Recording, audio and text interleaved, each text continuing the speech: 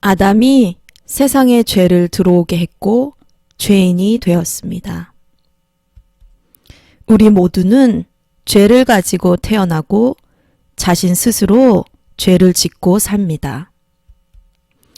죄인들이 마지막 심판날 받는 벌은 불못에서 사는 영원한 죽음입니다. 왜 우리는 구원을 받아야 하나요? 우리 모두는 다 죄인들이기 때문입니다. 죄와 죄인에 대해서 받아들이지 않으면서 구원을 받을 수 있는 길은 없습니다. 구원하다의 헬라어는 소조입니다. 위험으로부터 안전하게 구하는 것을 의미합니다.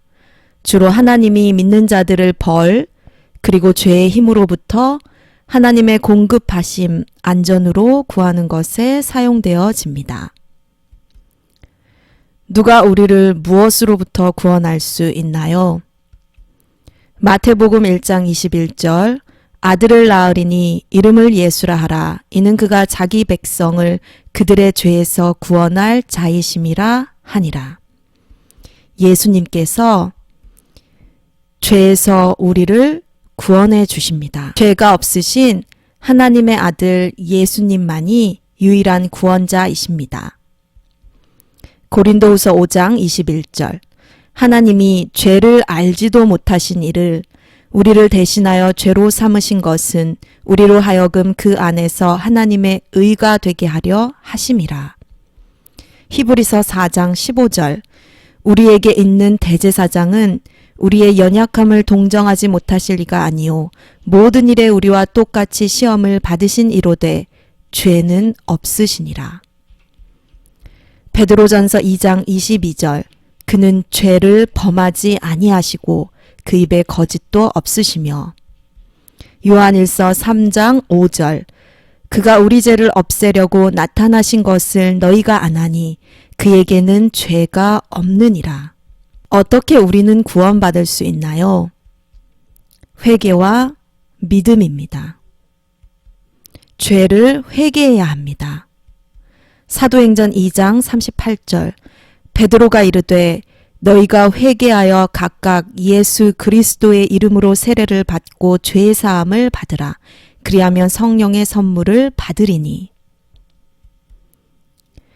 나의 죄 때문에 죄 없이 십자가에 달려 돌아가신 예수님을 주님과 구주로 믿는 것입니다. 예수님을 믿는 것은 곧 그분을 마음에 영접하는 것입니다. 영접하는 것은 마음에 받아들이는 것입니다. 요한복음 1장 12절 영접하는 자, 곧 그 이름을 믿는 자들에게는 하나님의 자녀가 되는 권세를 주셨으니.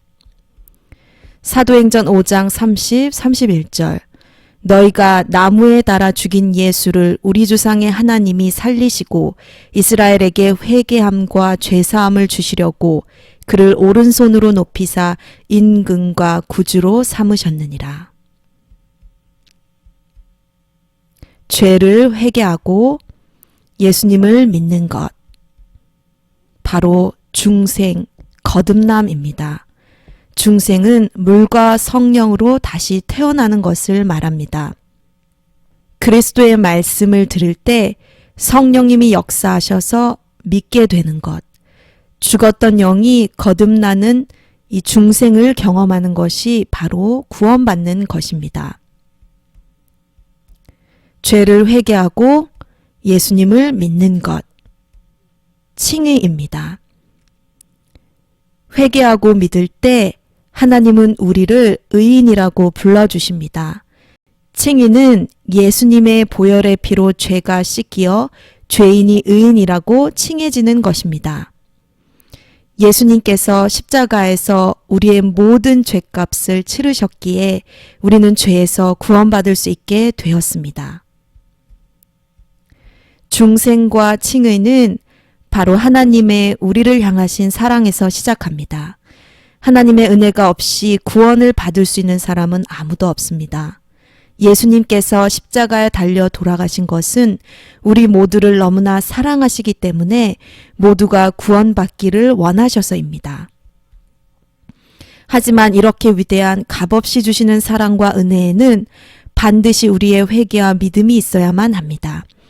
그리스도의 말씀을 통해 성령님께서 역사하실 때 겸손하고 가난한 마음으로 회개하고 믿는 자, 즉 예수님을 자신의 마음속에 자신의 주인과 구세주로 영접하는 자가, 받아들이는 자가 구원의 은혜를 받을 수 있는 것입니다.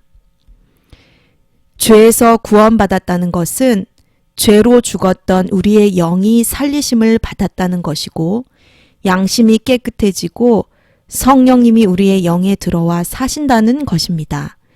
이제는 하나님의 자녀가 되어서 성령님과 동행하며 예수님을 따르는 삶을 살게 되는 것입니다.